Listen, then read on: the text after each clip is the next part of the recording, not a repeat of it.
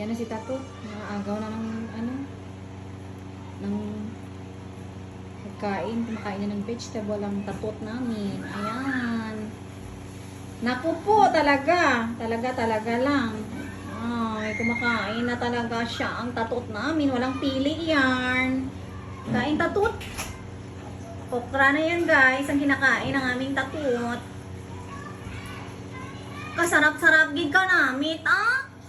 Kanamit gid an sa mana yan sa mana tatot, ah. Ay, sus, ah.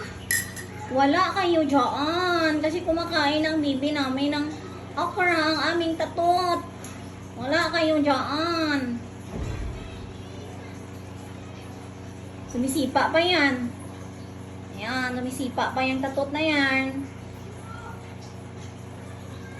Sarap? Sarap tatot?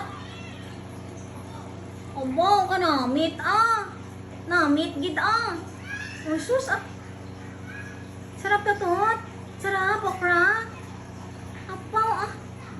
Apaw, ah. Kaganda-ganda naman ang baby na yan, ang tatot na yan.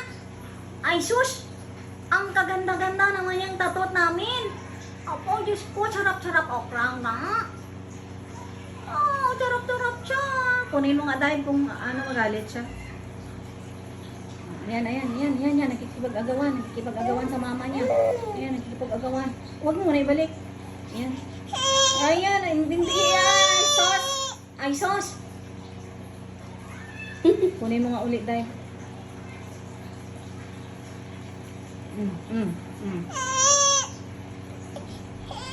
Ayan na.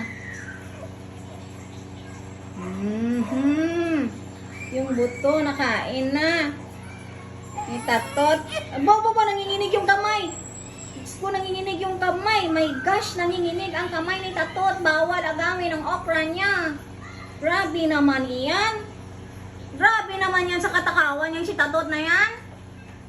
Sobrahan naman yan sa katakawan ng bibi na yan. Grabe ha naman yan.